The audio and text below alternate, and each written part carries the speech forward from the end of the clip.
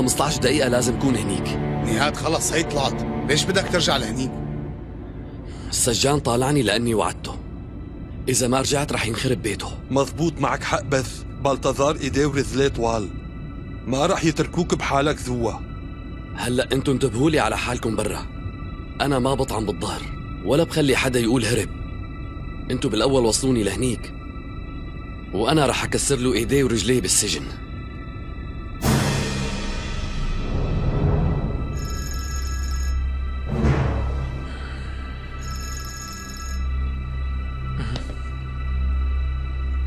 قالوا نعم. نهاد شاكر بالمستوصف. يعني كيف برا؟ عملنا تفقد ما في نقص.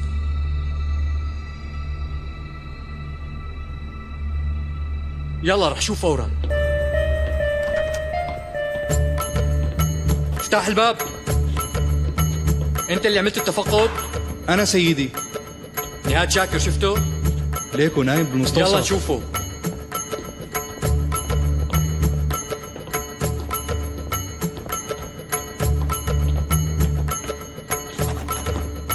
افتح لي الباب.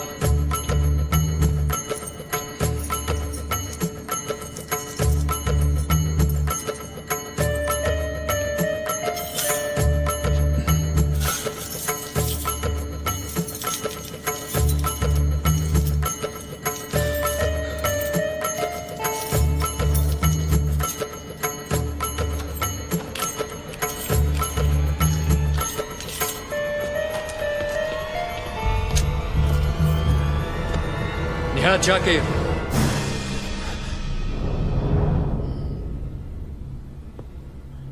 وهون كمان ما بتريحوا الواحد؟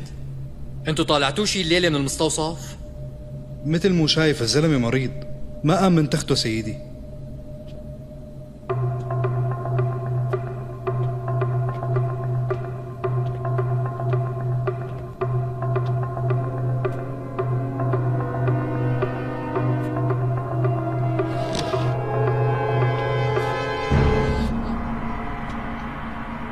هذا بأقرب وقت بترجعوه على المهجع.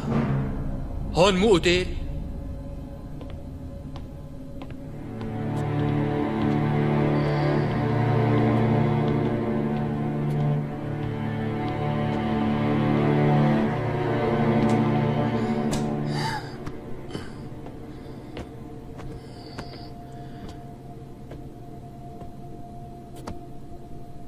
شكرا كثير، ما حأنسى معروفك بحياتي.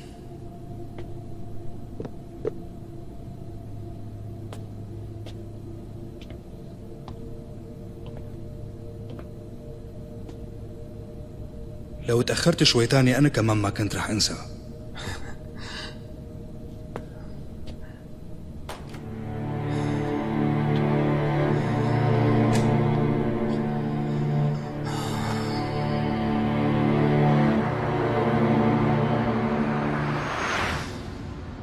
حضرة المدعية قربنا نقطع الجسر، لوين بدنا نروح؟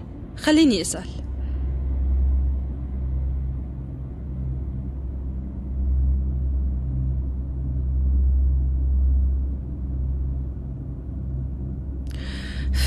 ردي على التليفون إسراء.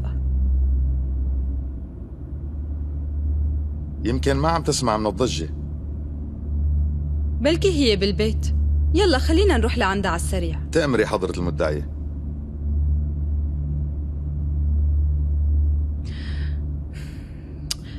راسي مشوش كتير.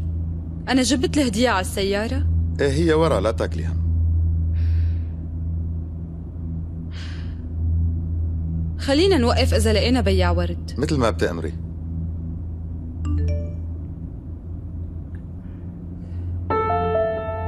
أختي رح أبعت لك وين أنا، ممكن تيجي تاخديني؟ طالما عم تبعت رسالة وما عم بترد علي معناتها الحفلة مبلشة. أحمد ممكن نروح على هذا العنوان؟ ما طالع حضرة المدعية. وقف لنشوف، خلينا نستخدم مسح الجوال. نحن قربنا نوصل على الجسر أستاذة، يمكن ما في تغطية. مو مشكلة. هاي الميزة بتشتغل حتى لو ما في تغطية. بعد 20 مترا اتجه نحو اليمين.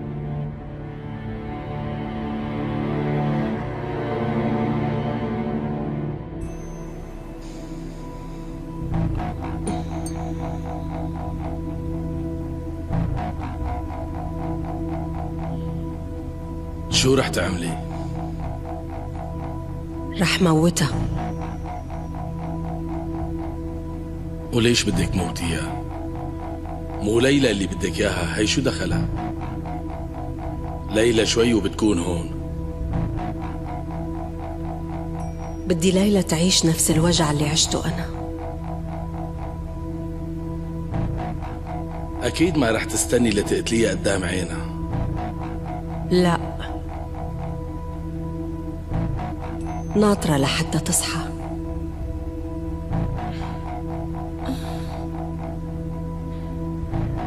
وهلأ إجا وقتها.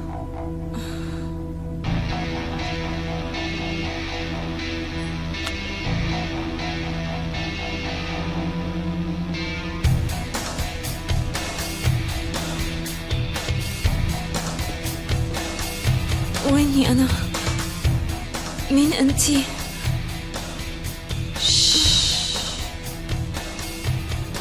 اهدي لا تخافي.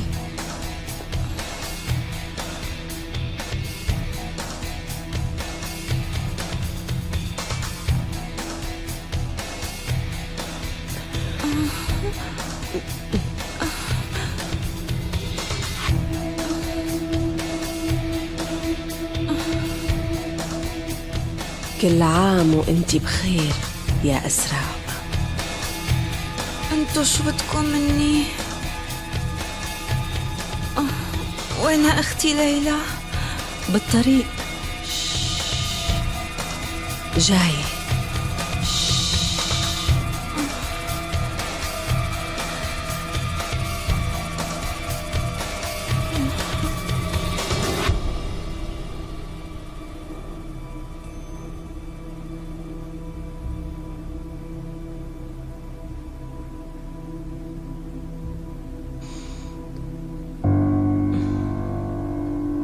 خلص شغلي معه.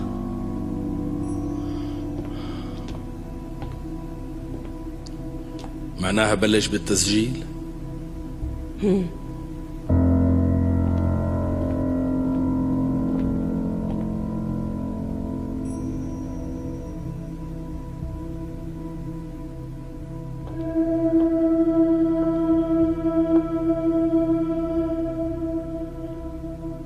بعد شوي رح تشوفي فيلم رح يفرح لك قلبك الحزين.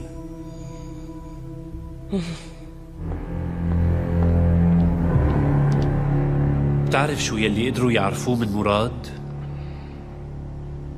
حكى عن عبد الحي انه هو كان النائب، وحكى عن الاستاذ. مين المرشح ليصير بارون؟ لسه لهلا ما في قرار واضح. انا عندي احتمالين، يا صارب يا اما حيكون متى، بس الاحتمال الكبير على الاغلب يكون صارب.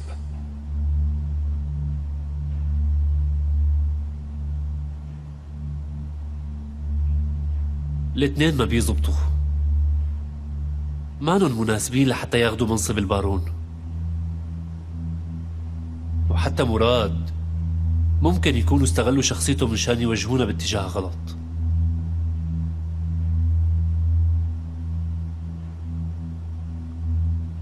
لازم حاول جهدي مشان انا اصير البارون؟ لا، لازم تحافظ على توازنك وحضورك جوات حراس المعبد. شو بتعرف معلومات عن قائد فريق أرمجيدون؟ كين عنده تحكم قوي كتير. اجا لهون بصفة محقق، فيك تقول انه هو الصندوق الاسود لحراس المعبد. إذا هذا الشخص لحقه شي ضرر رح يخرب التوازنات تبعك عندهم؟ أنا ما بعتقد يهمني هالشي قد للأستاذ الكبير. كان لازم تكون هلأ قاتله للأستاذ الكبير. بالوقت يلي اجتني الفرصة لهذا الشي عرفت انه في شخصية أهم منه وهي صاحب الجلالة. صاحب الجلالة؟ الرجل الموجود بقمة حراس المعبد كان مرتبط مباشرة بصاحب الجلالة. إذا هيك بدك تخلينا نقدر نوصل لكين بأقرب فرصة.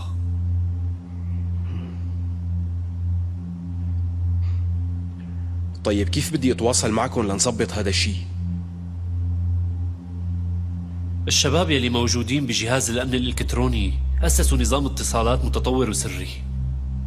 بتقدر تتواصل مع يلي بدك إياه بالوقت المناسب. يعني صار عنا نظام تواصل جديد. رح نلعب بالموقع شطرنج تيمور. لا تقلق، تيمور رح يشرح لك كل شي عنه.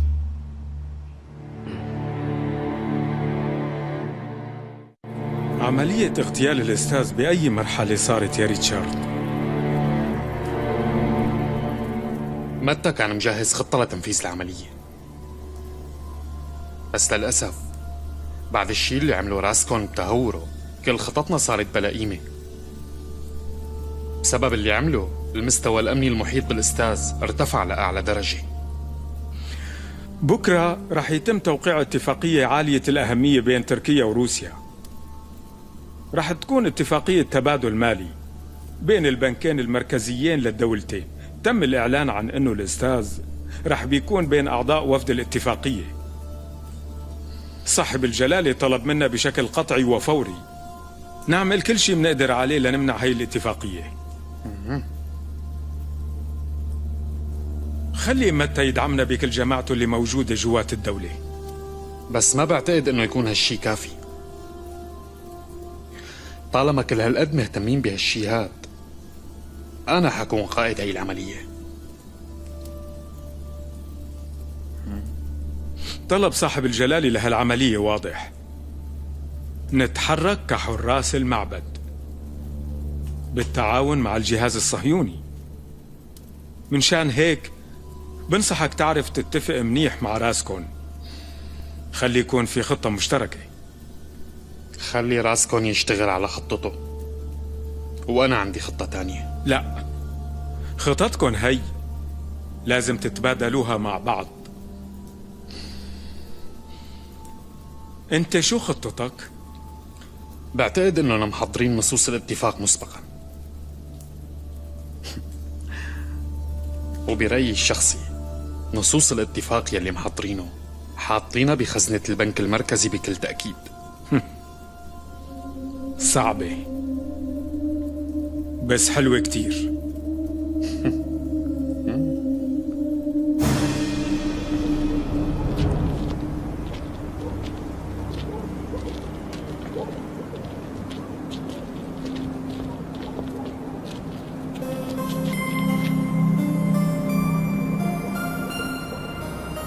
وقف وقف وقف وقف وقف.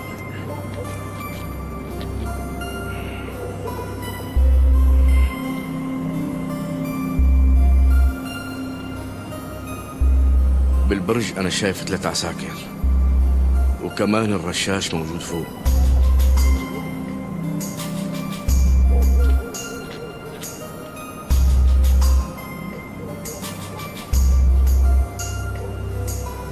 وبعد شي 20 متر في حراس دورية راجلة كمان.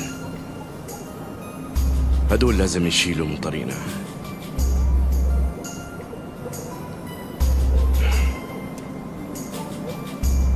أرتكن،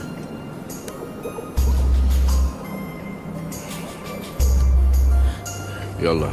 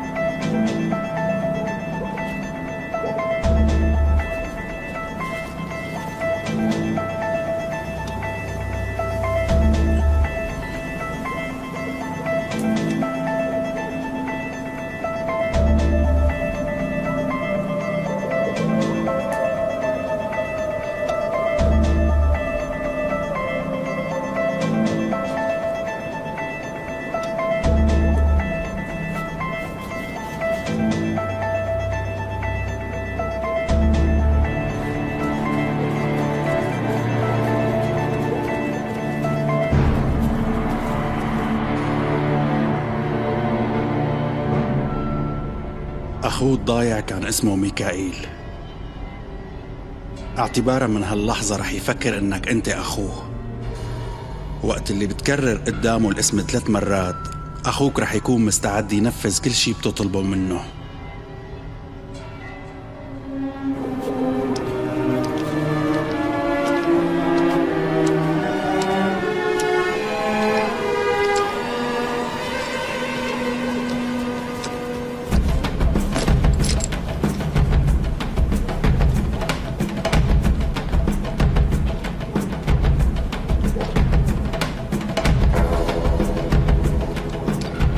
معلم،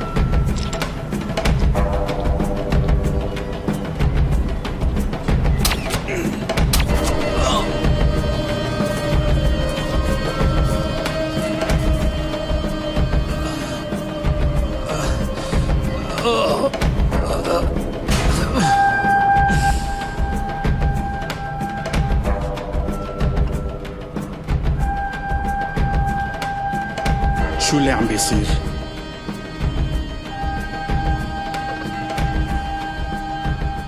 مبروك جماعتك وصلوا. كارا اجا لعندي على رجليه، متأكد انه هاي الخطة رح تمشي. فيك تسلمه وقلبك مطمن على الآخر، بس إذا ما بدك تغامر خليني أأمرهم مشان ينهوهم فوراً.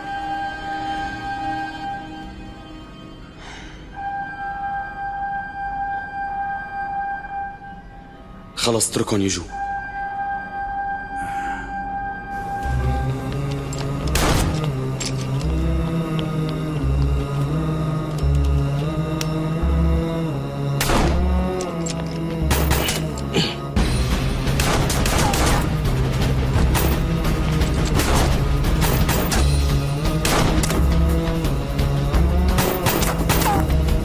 عاكف احمي لي ظهري.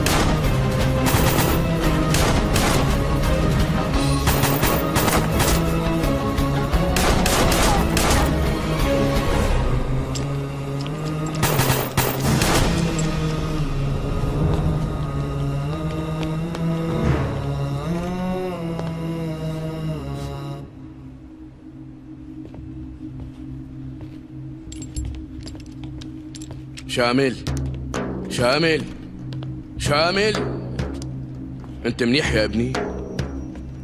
شامل، شامل، انت منيح يا ابني؟ ها؟ اللي يا حرام، عذبوه كتير للولد، الله ياخدهم.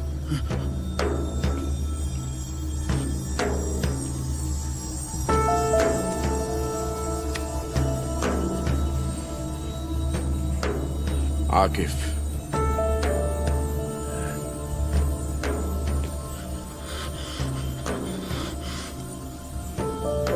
ساعدني أرتكن، لازم نطلع بسرعة.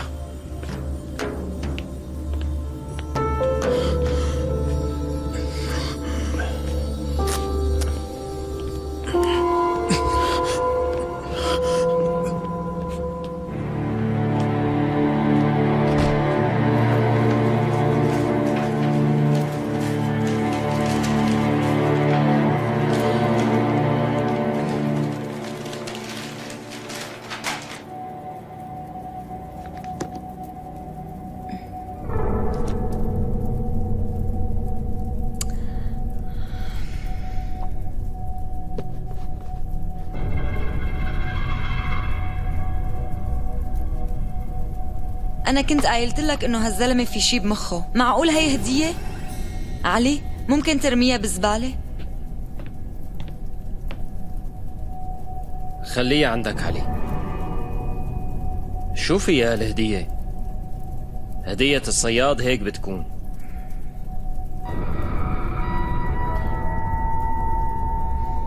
معناها بتخبره وقت اللي ما بتكون انت لا يدخل على هذا البيت.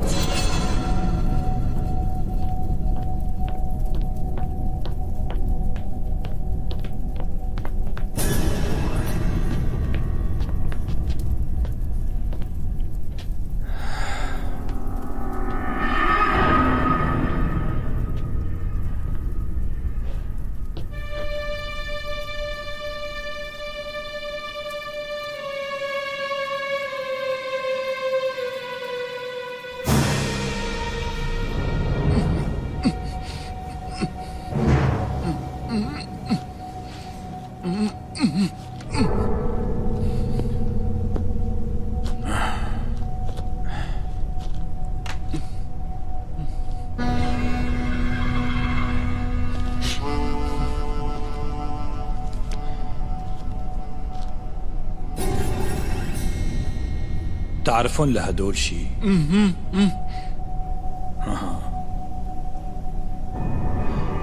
معناها دخلت على بيتهم.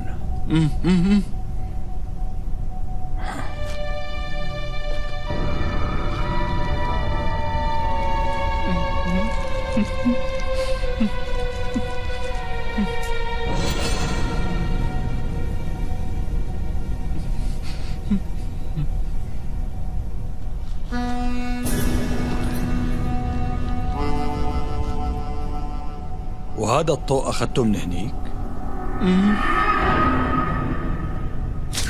أخي اتركني روح، الله يوفقك. أنت جاوب على أسئلتي. إيه أخذته من عندهم من البيت. أنت جبت لي هدية كتير حلوة، لهيك رح كافئك عليها.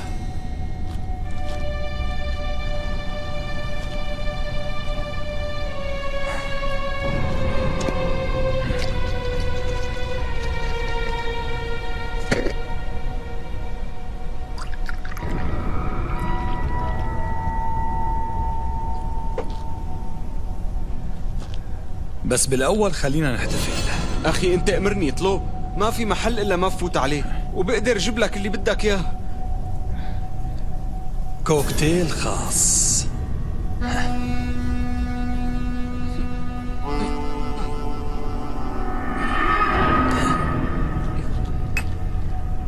شفت كيف؟ اخترت أسهل طريقة مشان تموت فيها. كافأتك.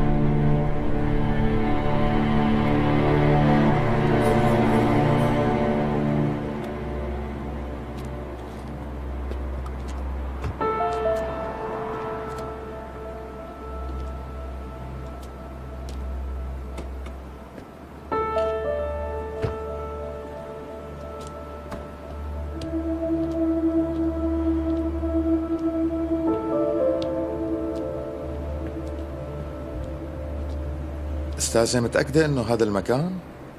الموبايل حدد الموقع هون بالضبط. مكان غريب كتير للحفلة. انطريني شوي، خليني أنا بالأول فوت وشوف.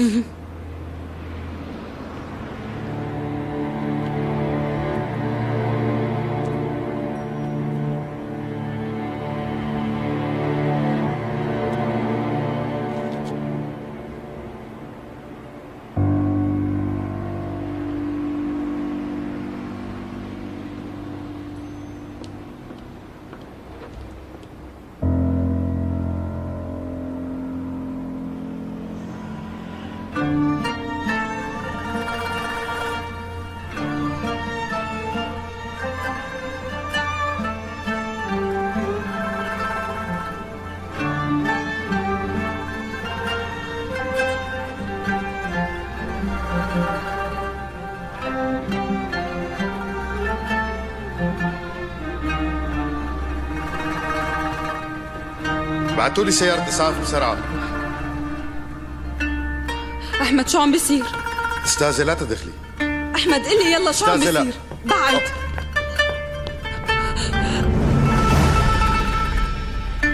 إسراء.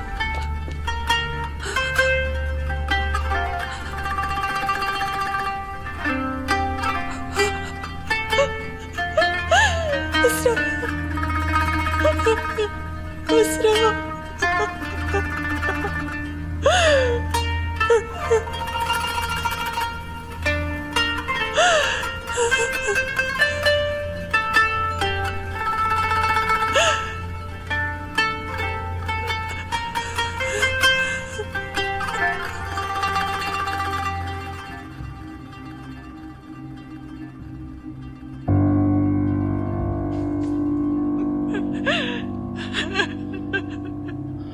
صار اللي بدك اياه؟ لا لسه.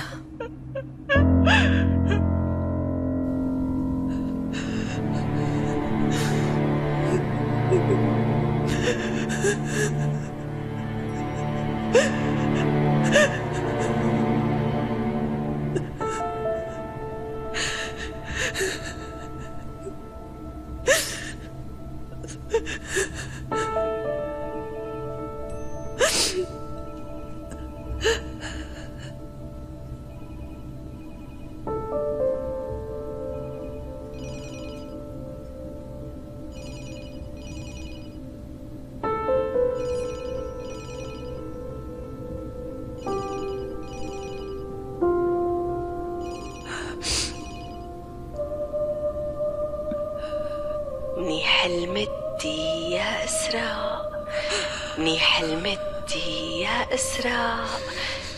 ما رجرت. مفاجأة.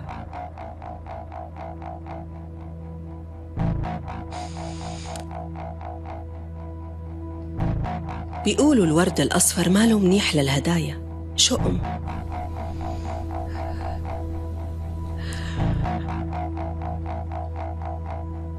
أنا زعلانة كتير على خسارتك ليلى.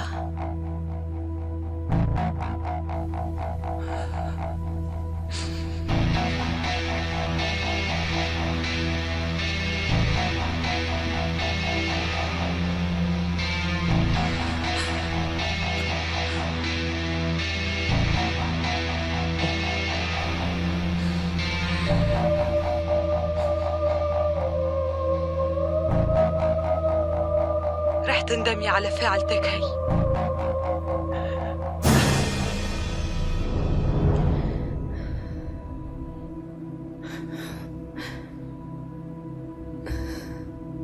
بتشكرك سارب لأنك خليتني أعيش هاللحظة.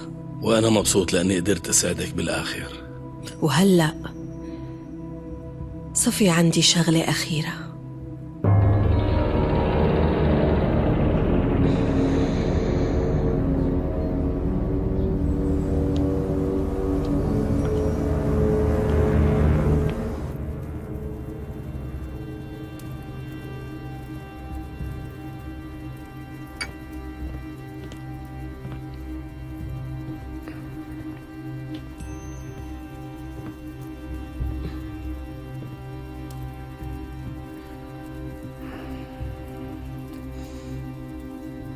شو وين كنت؟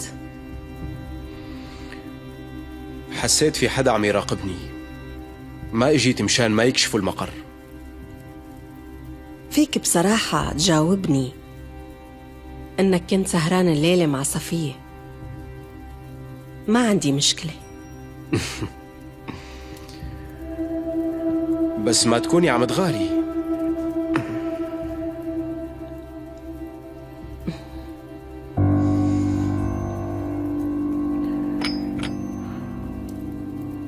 عابد، عن قريب كتير رح تصير تطورات كبيرة ورح تهمنا كلياتنا. مشان هيك بعدتي وراي؟ لا، بس أنا إلي عندك طلب. عن قريب عيد ميلاد رهف، تقدر تخليني شوفها؟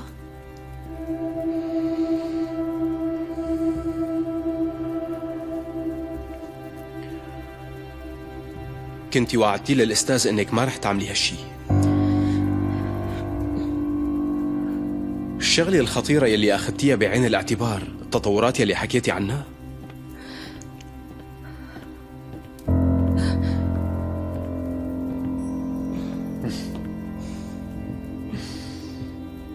كنت عم دور عليك يا عابد.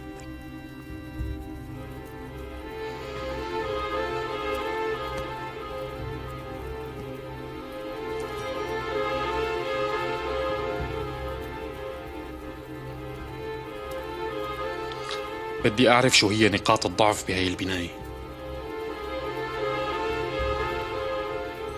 بعتقد هاد بناء البنك المركزي باسطنبول، ما هيك؟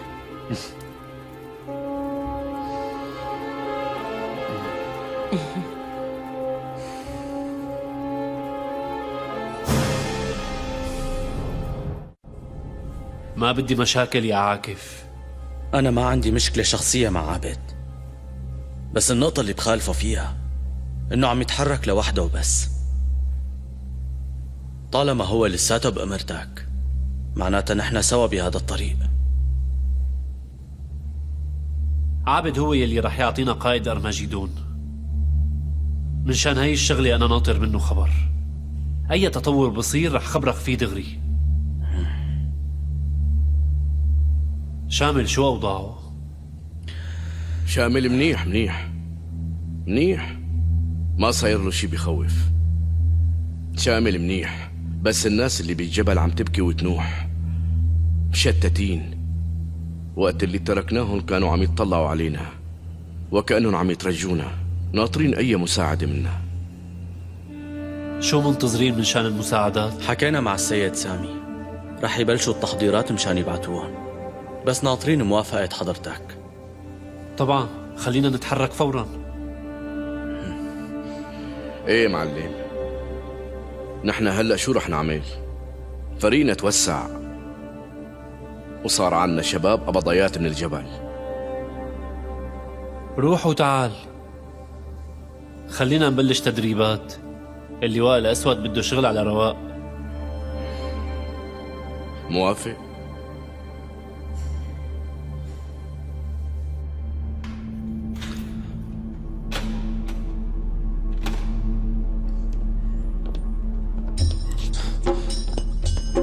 قوم يلا. أهلين. الشغل بالي عليك، صحتك منيحة؟ تسلم لي يا متين. أخذوهم وحطوهم بمهجع تاني. موجودين تحت سقف واحد، بكل الأحوال رح أشوفهم شي يوم. الله يفك أسركم. تسلم. الله يفك أسرك. اي والله. الحمد لله على سلامتك. تسلم.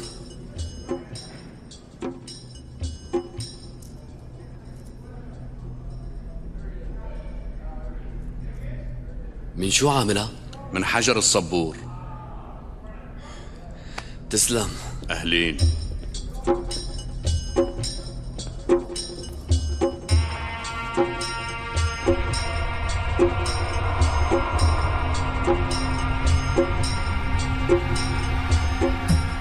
يبدو عجبته المسبحة اللي عملتها. هذا الزلمة رجال حقيقي. شفت اللي عمله من شاني أنا؟ هذا مستحيل ما يوفي بوعده. رح أكون جنبه دائما.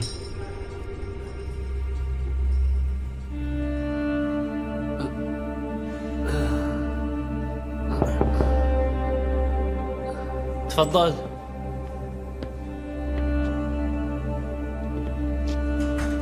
أهلين تيمور. معلم، وصلتنا إشارة من عابد، هو فات على اللعبة. هاتوا.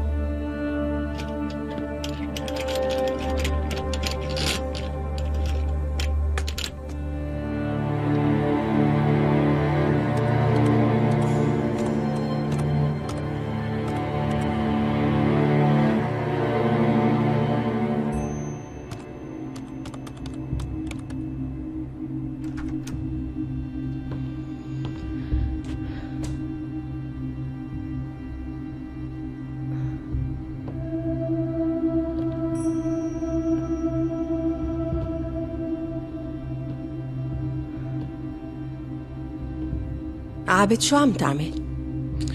عم ألعب شطرنج. شو هالشطرنج الغريب؟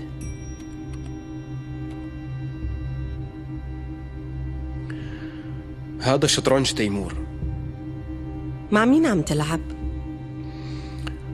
تيمور لنك. معناها الخسارة محتمة عليك. أنا أصلا عم ألعب مشان أخسر.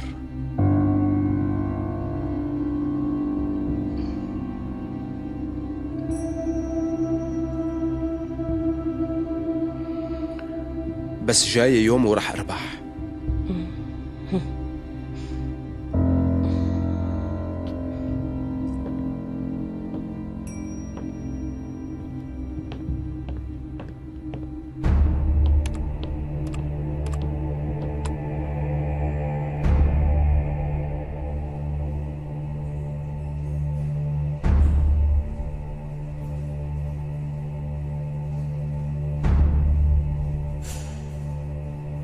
رح يعملوا عملية ضد البنك المركزي يا تيمور.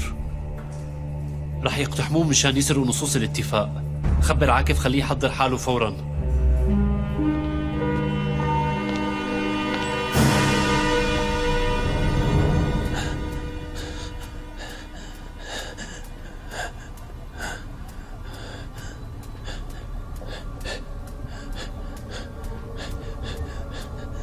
أهلا وسهلا. أهلين فيك. شو عملت؟ قدرت تنهي شغلك مع كارا والجماعة تبعه؟ لا. الطبيب عرض علي خطة رح تساعدني كتير. شو هي؟ رح نستغل الزلمة تبعهم ضدهم. ايدين طبيب الأسنان صديقك خلت شامل يفكر انه هو أخي. وهلأ شو ما عنا شغل مع الكي جي تي منحله. راسكن حب هالشغلة.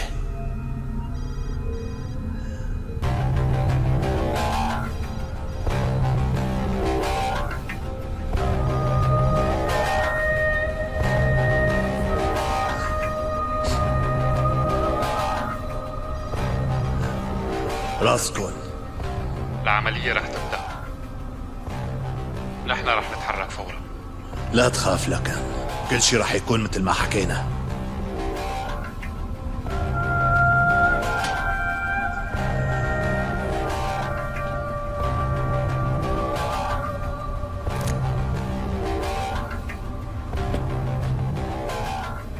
ديمتري،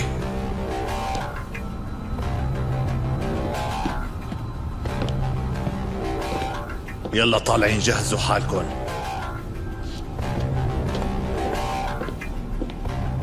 معناتها رح يكون يوم مميز. بتحب تشارك؟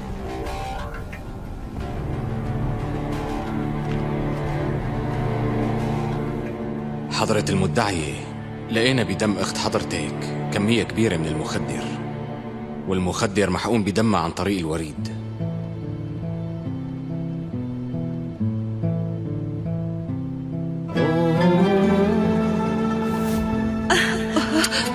شو أخبارك؟ استاذة، هي الخانم الصغيرة عم تنتحل شخصية أختك. منيحة. خير شو صاير؟ يبدو إنك اشتقتي لها لأختك. وين المشكلة؟ هيك إجا عبالي مو مسموح أحضنها لأختي؟ حضرة المدعي،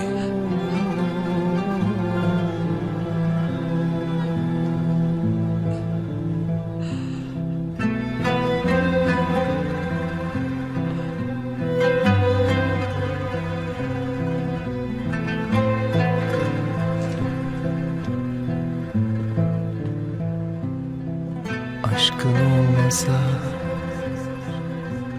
an durur, zaman gelir. Aşkın olmasa güneş donar, ay söner. Aşkın olmasa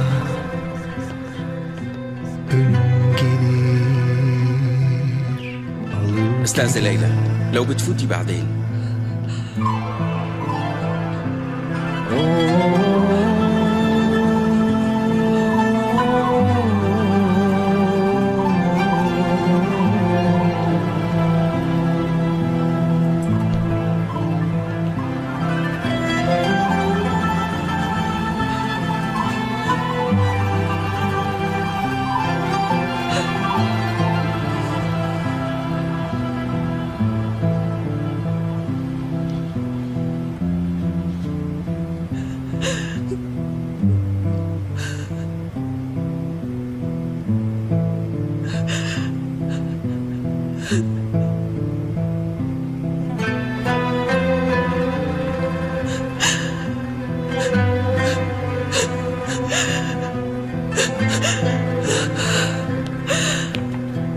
يا ممرضة، تعوا خذوا الأستاذة ليلى.